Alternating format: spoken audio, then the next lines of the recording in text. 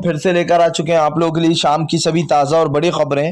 एक एक कर आपको सारी खबरों की जानकारी देंगे आज देश दुनिया में क्या कुछ हो रहा है। दरअसल दोस्तों सबसे पहली जो बिग ब्रेकिंग न्यूज़ आ रही है, आपको बता दोस्तों जिला पंचायत में भयंकर तरीके से घोटाला। जी हाँ, आपको बता दोस्तों दरअसल जिला अधिकारी का वीडियो वायरल हो गया है जिसमें वो कहते हुए नजर आ रहा है कि सीसीटीवी बंद कर देना ताकि हम समाजवादी पार्टी के अधिकारियों को हरा पाए। इसके बारे में आपको विस्तार से बताएंगे। वहीं पर दोस्तों अगली बिग ब्रेकिंग में हम आपको बताएंगे राहुल गांधी का मोदी सरकार पर बड़ा हमला।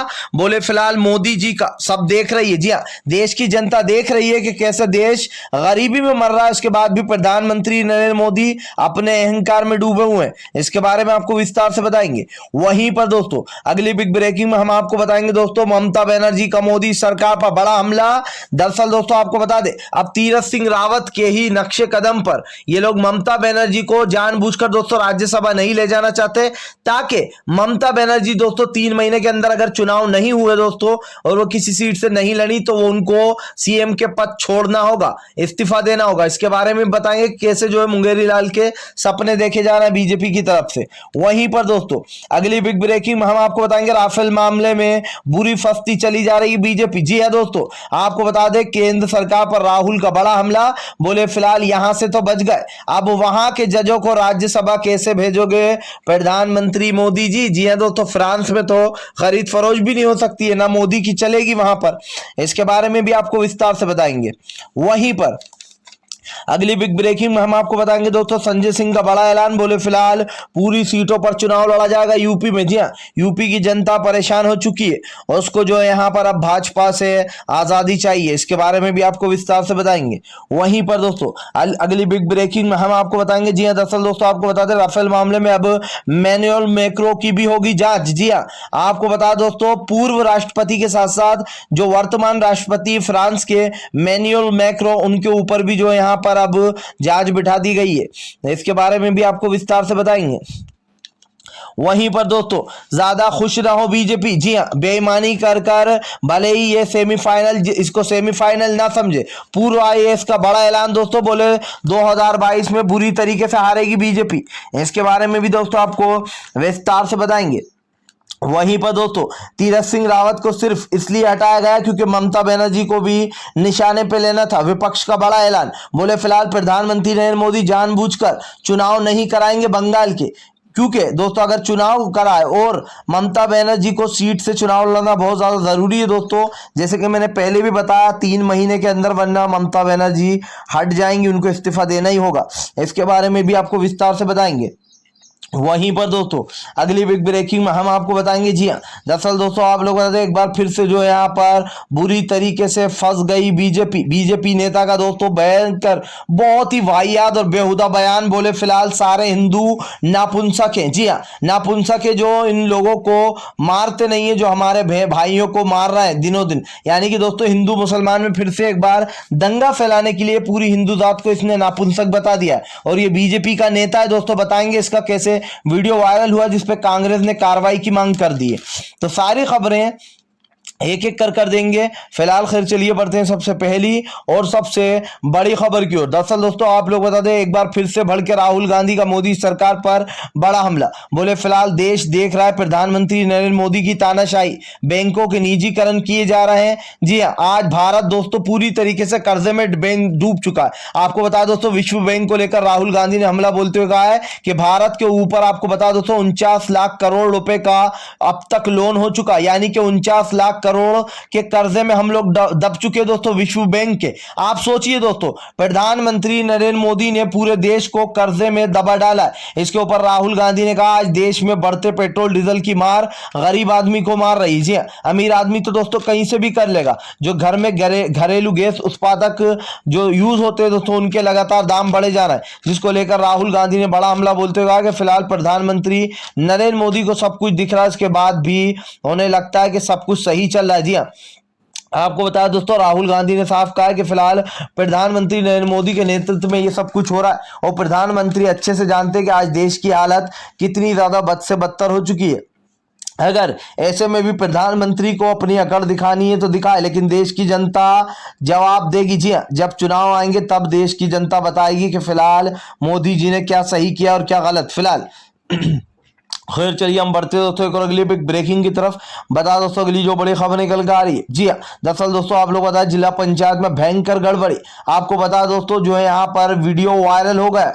दरअसल दोस्तों आप लोग बता दें, अब जिस तरीके से ये चुनाव हुए दोस्तों, इसमें एक औरैया जिले का दोस्तों एक जो वीडियो है वो वायरल हुआ है, जिसमें दोस्तों आपको बता दें भाजपा प्रत्याशियों को जिताने की और सपा प्रत्याशियों को हराने की बात हो रही है। आपको बता दें दोस्तों यहाँ के जो जिला अधिकारी हैं वो कहते हुए नजर आ रहा है औरैया के कि फिलहाल तुम थोड़ी देर के लिए सीसीटीवी फुटेज को बंद कर देना, ताकि हम जो यहाँ पर जो दोस्तों अखिलेश यादव की पार्टी के जो प्रत्याशी हैं उनको हरा पाए और बीजेपी को जिता पाए। आपको बता दोस्तों इस वीडियो को अखिलेश यादव खुद ने भी शेयर किया अपने ट्विटर पर। लगातार दोस्तों इस तरीके के वीडियो उठते रहे और ये भी कहा जाता है कि फिलहाल अधिकारियों को इन जिला पंचायत चुनावों में हमेशा भाजपा दोस्तों खरीद फरोख्त करती है, बड़े पैमाने पर करती है, और ये बात सच भी है। इस वीडियो को दोस्तों वायरल होने के बाद हड़कंप मच गया। बोले फिलहाल मोदी सरकार इस तरीके चुनाव जीतना चाहती है, लेकिन इसी के ऊपर दोस्तों पूर्व आईएएस ने बड़ा हमला बोलते हुए कहा कि फिलहाल मोदी सरकार बिल्कुल भी खुश ना हो। जी हाँ,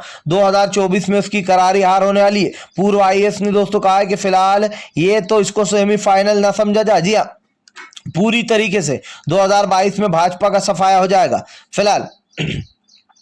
खैर चलिए हम बढ़ते हैं दोस्तों एक और अगली बिग ब्रेकिंग की तरफ। बता दोस्तों अगली जो बड़ी खबर निकल कर आ रही, बीजेपी नेता का दोस्तों बेहद ही विवादित और भड़काऊ बयान। दोस्तों हिंदू और मुसलमान में फिर से एक बार दंगे कराने की साजिश। जी है दोस्तों, कपिल मिश्रा का दोस्तों दाहिना हाथ माना जाता है इसे। कपिल मिश्रा का चेला है दोस्तों ये भी, और कपिल मिश्रा का तो आपको याद ही होगा दोस्तों कैसे एनआरसी CAA वालों को धमकाने गया था, उसके दूसरे दिन ही दंगा भड़क गया था।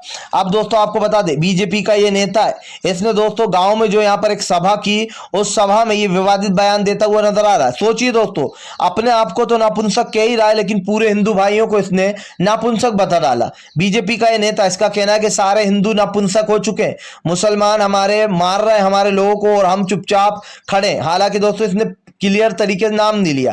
इसने कहा कि वो लोग हमारे लोगों को मार रहे हैं और हम नापुंसकों की तरह देख रहे हैं। हम सारे हिंदू भाई नापुंसक हो चुके हैं। सब लड़के एक एक 8-8 10-10 तलवारें रखो अपने घर में और हथियार रखो। सोचिए दोस्तों, ये दंगा भड़काने की साजिश कर रहा है। ये लोगों को खुले में बोल रहा है कि फिलहाल हमले करो जो लोग हमारे लोगों को मार रहा है। सोचिए दोस्तों, हर गांव वाले लड़कों को हथियार रखना ही चाहिए। आपको बता दोस्तों कपिल मिश्रा का दाहिना हाथ है, इसका नाम है राम मोहन।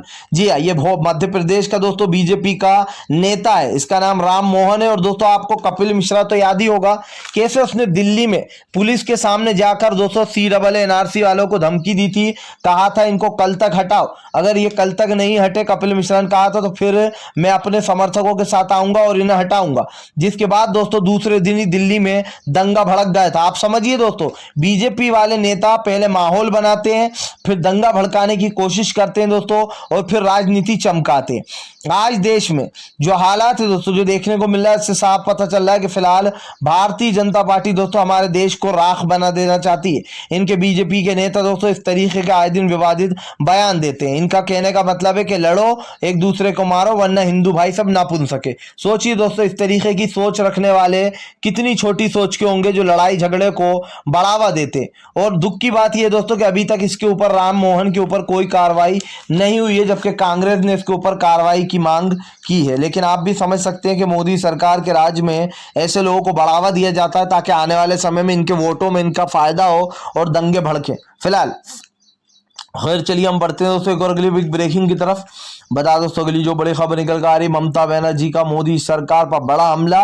दरअसल दोस्तों आप लोग बता दें, मोदी सरकार ममता बनर्जी ने कहा है कि फिलहाल बंगाल की हालत काफी सुधर चुकी है, अब बंगाल में चुनाव करा देना चाहिए। लेकिन दोस्तों मुझे लगता है कि मोदी सरकार तीसरी लहर का इंतजार कर रही है ताकि चुनाव ना हो पाए और ममता बनर्जी को अपना इस्तीफा देना पड़े। दरअसल दोस्तों ममता बनर्जी को किसी एक विधानसभा से सीट जीतना बहुत ज्यादा जरूरी है, और इसीलिए दोस्तों आपको बता दें जो 5 सीटें उन पर चुनाव होना बाकी है बंगाल में। यही कारण है दोस्तों जो तीरथ सिंह रावत का इस्तीफा लिया गया। आपको क्या लगता है दोस्तों, तीरथ सिंह रावत का इस्तीफा सिर्फ बीजेपी ने ऐसे ही ले लिया? नहीं दोस्तों, बीजेपी ने एक प्लान के तहत ये इस्तीफा लिया ताकि कल को बीजेपी दोस्तों ये बता सके कि हमने तो हमारे तीरथ सिंह रावत को भी हटा दिया था और अभी देश के हालात ठीक नहीं चल रहा है इसलिए हमने चुनाव नहीं करा है। सोचिए दोस्तों, जिला पंचायत चुनाव हो जाते हैं, लेकिन बंगाल में ममता बनर्जी ने कहा कि यहां पर चुनाव होना चाहिए। और जो है ममता बनर्जी ने साफ कह दिया है कि जानबूझकर बीजेपी देरी कर रही रही है, जबकि चुनाव आयोग बीजेपी की साफ साफ सुनता है नरेंद्र मोदी की। आपको बता दोस्तों, बीजेपी चाह रही है कि 3 महीने निकल जाए और ममता बनर्जी एक आध सीट से, विधानसभा की सीट से चुनाव न लड़ पाए, जिसके कारण ममता बनर्जी को भी दोस्तों तीरथ सिंह रावत की तरह इस्तीफा देना होगा। अब भाजपा ने दोस्तों मुंगेरी लाल वाले सपने देखना शुरू कर दिए। सवाल ये नहीं है दोस्तों कि भारतीय जनता पार्टी इस तरीके की नीचता पर उतर आती है। सवाल तो यह कि तीरथ सिंह रावत का इस्तीफा तो सिर्फ एक बहाना है, निशाना तो ममता बनर्जी पे साधा है। लेकिन दोस्तों दीदी ने साफ कह दिया कि फिलहाल इस चीज को बर्दाश्त नहीं किया जाएगा। जी हां दोस्तों, यानी कि अब भारतीय जनता पार्टी दोस्तों इस तरीके से ममता बनर्जी को हटाने की साजिश रच रही है फिलहाल। खैर चलिए हम बढ़ते हैं दोस्तों एक और अगली बिग ब्रेकिंग की तरफ। बता दोस्तों अगली जो बड़ी खबर निकल कर आ रही है, आपको बता दोस्तों किसान नेता राकेश टिकैत बोले किसान आंदोलन को बहुत ज्यादा तेज करेंगे। जी अब आंदोलन इस तरीके से नहीं चल सकता, अब आंदोलन की रूपरेखा बदलेगी। राकेश टिकैत बोले आंदोलन अब अंत तक जाकर रहेगा। किसान नेता राकेश टिकैत का कहना है इस आंदोलन को आगे तक लेकर जाएंगे और आंदोलन को अब तेज करेंगे। अब कोरोना से सबकी हालत ठीक हो चुकी है।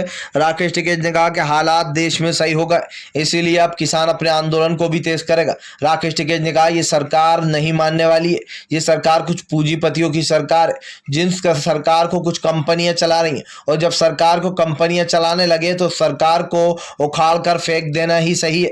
राकेश टिकैत ने कहा आज हमें भड़काया जाता है, आज हमारे स्टेज के पास आकर बीजेपी के नेता हमें जानबूझकर भड़काते हैं ताकि हम जो यहाँ पर लड़ाई झगड़े करें। लेकिन राकेश टिकैत ने कहा कि फिलहाल इस आंदोलन की रूपरेखा यही है, ये शांतिपूर्ण ढंग से ही आगे बढ़ेगा। हमने कभी हिंसा को बढ़ावा नहीं दिया और ना आगे देंगे। राकेश टिकैत ने कहा कि हिंसा को बढ़ावा बीजेपी देती है, बीजेपी के नेता आए दिन विवादित बयान देते हैं, किसानों को आतंकवादी खालिस्तानी बता देते हैं। लेकिन राकेश टिकैत ने कहा कि फिलहाल हमें इससे कोई फर्क नहीं पड़ता, हम अपने आंदोलन को आगे लेकर जाएंगे और ये आंदोलन ही इस सरकार को खत्म करेगा। आपको बता दोस्तों राकेश टिकैत का मानना है कि ये एक ऐसा आंदोलन है जिसमें सरकार की हार होगी। जी हाँ, यानी कि दोस्तों कृषि मंत्री भले ही कहते बार बार कि वही तीनों काले कानून वापस नहीं लेंगे, लेकिन यहाँ पर साफ दिखाई दे रहा है दोस्तों कि भारतीय जनता पार्टी की करारी हार होने वाली है फिलहाल। खैर चलिए हम बढ़ते हैं दोस्तों एक और अगली बिग ब्रेकिंग की तरफ। बता दोस्तों अगली जो बड़ी खबर निकल कर आ रही है, जी हाँ दरअसल दोस्तों आप लोग बता दें प्रधानमंत्री नरेंद्र मोदी के पोस्टरों पर स्याही फेंकने के बाद सियासत तेज हो गई। जी हाँ, आपको बता दोस्तों अब बीजेपी के नेताओं ने भी मोर्चा खोल दिया। वहीं एनसीपी के नेताओं का कहना है कि फिलहाल फिर से बीजेपी के होर्डिंगों पर स्याही फेंकेंगे। दरअसल कल दोस्तों नरेंद्र मोदी के होर्डिंग पर के चेहरे पर काली स्याही फेंकी गई थी, जिसको लेकर एनसीपी नेताओं का कहना है कि फिलहाल देश के जो हालात हो गए हैं उसके चलते मोदी जी के चेहरे पर कालक मल देना चाहिए। जी हाँ, और आज देश के ये हालात बन चुके हैं, इसीलिए एनसीपी नेताओं ने दोस्तों मोदी मुर्दाबाद के जमकर नारे भी लगा। आपको बता दोस्तों महाराष्ट्र में ये मामले ने जमकर तुल पकड़ लिया था। बताया जा रहा है प्रधानमंत्री के नेतृत्व में दोस्तों ये सब कुछ उल्टा सीधा हो चुका। लेकिन एक बात तो ये है दोस्तों कि फिलहाल प्रधानमंत्री की उल्टी गिनती शुरू हो चुकी है। भाई नरेंद्र मोदी की तरह ही अपने आप को संभालने की कोशिश कर लें, लेकिन एक बात तो तय है, यहाँ पर एक चीज दिखाई दे रही है दोस्तों, और वो ये है कि प्रधानमंत्री नरेंद्र मोदी के बुरे दिन चल रहे हैं फिलहाल। खैर चलिए हम बढ़ते हैं दोस्तों एक और अगली बिग ब्रेकिंग की तरफ। बता दोस्तों अगली जो बड़ी खबर निकल कर आ रही जी, राफेल घोटाले में बड़ा घोटाला, मोदी जी अब कैसे भेजोगे जजों को राज्यसभा। दरअसल दोस्तों मोदी का माना जाता है कि मोदी जी हमेशा जजों पर प्रेशर डालकर अपने हक में फैसले कराते और फिर बाद में दोस्तों उन जजों को अच्छे अच्छे पद दे दिए जाते हैं, उनको जो यहाँ पर राज्यसभा भेज दिया जाता है। जी हाँ दोस्तों, रंजन गोगोई तो आपको याद होंगे जिन्होंने बाबरी मस्जिद का फैसला सारे सबूत सारे एविडेंस होने के बावजूद भी राम मंदिर के पक्ष में दे दिया था, और ये फैसला आज तक ऐतिहासिक फैसला लोग याद रखते हैं। कई ऐसे फैसले दोस्तों जो बीजेपी के पक्ष में दिए हैं, चाहे वो रंजन गोगोई हो या यश बोबड़े हो, लेकिन दोस्तों रंजन गोगोई को राज्यसभा का सांसद बना दिया गया, जिसको लेकर दोस्तों अब राहुल गांधी ने मोदी सरकार पर ताना मारते हुए कहा कि फिलहाल अब फ्रांस में क्या करेंगे मोदी जी, वहां तो राज्यसभा भी नहीं भेज सकते वहां के जजों को। दरअसल दोस्तों अब ये तो आप भी जानते हैं कि बाहरी देश में करप्शन बिल्कुल नहीं है, वहां की मीडिया ना किसी की सुनती है ना वहां के जज किसी की सुनते, जो सही फैसला होता है वही देते। और यही बात है दोस्तों जो अब फ्रांस में राफेल घोटाले की जांच चल रही है। आपको बता दोस्तों प्रधानमंत्री नरेंद्र मोदी के ऊपर तलवार लटकने लगी है। साफ बताया जा रहा है दोस्तों कि फिलहाल इस राफेल मामले में जिसने भी घोटाला किया है उसको बड़े पैमाने पर सजा मिलेगी। यानी कि दोस्तों अब प्रधानमंत्री नरेंद्र मोदी की मुश्किलें बढ़ गई हैं। जी हाँ, यहाँ के जजों को तो भाई खरीद लिया जाता है, यहाँ के जजों को दबाव डाला जाता है दोस्तों, उनके ऊपर उनको परेशान किया जाता है, और अगर वो नहीं मानते तो उनका ट्रांसफर भी कर दिया जाता है। अब कैसे होगा, अब मोदी जी फ्रांस में जाकर दोस्तों वहां के जजों को कैसे अपने पक्ष में लेंगे, यही देखना फिलहाल। खैर चलिए हम बढ़ते हैं दोस्तों एक और अगली बिग ब्रेकिंग की तरफ। बता दोस्तों अगली जो बड़ी खबर निकल कर आ रही है आपको बता दें। दरअसल दोस्तों अब यूपी में 2022 में बीजेपी का होने वाला है सफाया। जी हाँ, आपको बता दोस्तों यूपी में बीजेपी की बुरी तरीके से हार होने वाली है। और ये आंकड़े दोस्तों हम नहीं बल्कि बीजेपी का खुद अंदरूनी सर्वे ही बता रहा है। भले ही दोस्तों बीजेपी ने जिला पंचायत में विधायकों को खरीद लिया दोस्तों, लेकिन दोस्तों अब वो जो है यहाँ पर वोटिंग के टाइम किस तरीके से वोट पड़ेंगे ये आने वाला टाइम ही बताएगा। दोस्तों आपको अगर याद ना हो तो मैं आपको बता दूं, ऐसा ही काम दोस्तों पंचायत चुनाव में इन्होंने तब भी किया था जब बंगाल में ये लोग गए थे। और इसीलिए दोस्तों इनके हौसले बुलंद हो गए थे। इन्होंने दोस्तों ममता बनर्जी के सामने जिला पंचायत के जब चुनाव हुए थे ज्यादा सीटें जीत ली थी इनके प्रत्याशियों ने, और इन्हें लगा था कि ये फाइनल राउंड में बीजेपी जो है वो ममता बनर्जी को हरा देगी। और इनके हौसले उसी से बुलंद हुए थे दोस्तों जब इन्होंने पंचायत और जिला पंचायत चुनाव में दोस्तों सीटें ज्यादा जीत ली थी। अब आपको बता दें दोस्तों इनके हौसले बुलंद होने के बाद इनकी बंगाल में बुरी हार हुई, क्योंकि दोस्तों पंचायत चुनाव की एक अलग बात होती है और सेमीफाइनल की एक अलग बात होती है। इसको लेकर अब पूर्व आईएएस ने साफ कर दिया कि फिलहाल योगी सरकार खुश ना हो। जी हाँ, क्योंकि पंचायत चुनाव में तो ऐसे दोस्तों अखिलेश यादव इनसे भी ज्यादा सीटें लेकर आए थे। अब आप सोचिए इनसे ज्यादा सीटें लाने के बाद दोस्तों जिला पंचायत में इनको किसने इतने वोट दे दिए।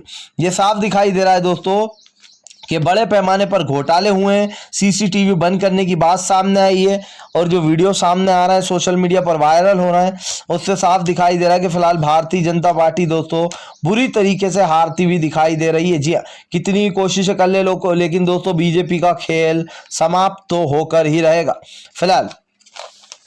खैर चलिए हम बढ़ते हैं दोस्तों एक और अगली बिग ब्रेकिंग की तरफ। बता दोस्तों अगली जो बड़ी खबर निकल कर आ रही है आपको बता दें। एक बार फिर से भड़के तेजस्वी यादव का मोदी सरकार और नीतीश पर बड़ा हमला।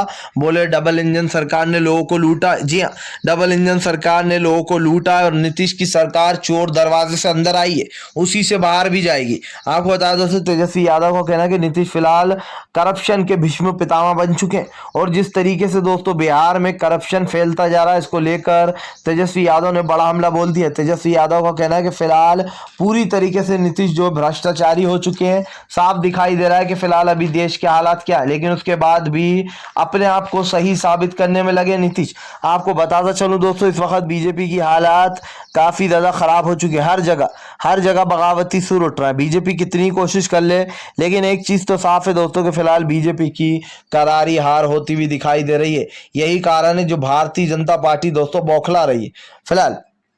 खैर चलिए हम बढ़ते हैं दोस्तों एक और अगली बिग ब्रेकिंग की तरफ। जी हाँ, दरअसल दोस्तों आप लोग बता दें अगली जो बड़ी खबर निकल कर आ रही आपको बता दोस्तों बीजेपी नेता के विवादित बयान पर भड़की कांग्रेस। बोले बीजेपी देती है इस तरीके के आतंक फैलाने वालों का साथ। दरअसल दोस्तों आप लोग बता दें मध्य प्रदेश से जीतू पटवारी संघ कई लोगों ने अब भाजपा के इस विधायक राम मोहन के खिलाफ दोस्तों मोर्चा खोल दिया। उनका कहना है कि फिलहाल बीजेपी दंगे भड़काना चाहती है और ऐसे दंगाइयों को सपोर्ट करती है, वरना अभी तक इसके ऊपर कोई कार्रवाई क्यों नहीं हुई। आपको बता दोस्तों यहाँ पर सीधा सीधा अब हमला बोल दिया बीजेपी पर।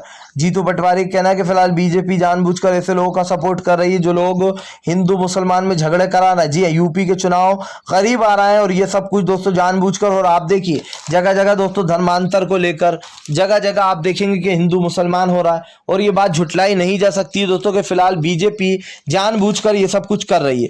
आप देखिए दोस्तों धर्मांतर को लेकर एक मुद्दा बनाया गया है यूपी में।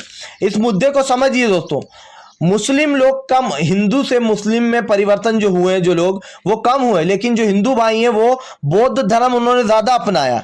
अब सोचिए दोस्तों बौद्ध धर्म वालों के ऊपर कोई राजनीति नहीं, लेकिन जो दोस्तों हिंदू से मुसलमान बन गए उनके ऊपर राजनीति। भाई मुसलमानों ने तो कहा नहीं कि आप मुसलमान आकर बन जाओ। जो भी हिंदू भाई मुस्लिम बने उन्होंने जिन्होंने धर्म परिवर्तन किया वो अपने मन से बने। और ये वीडियो आए दिन वायरल हो रहा है सोशल मीडिया पर कि हम अपने मन से धर्म परिवर्तन किया, लेकिन दोस्तों उसके बाद भी आप देख लीजिए। फिलहाल अगर आप भी शांतिपूर्ण ढंग से पीएम की इन सभी गलत नीतियों का दिल से विरोध करते हो तो इस वीडियो को लाइक कीजिए। चैनल पर पहली बार आए तो सब्सक्राइब करने के साथ साथ पास में एक घंटी आएगी यानी कि बेल आइकन, उसको भी दबा दें।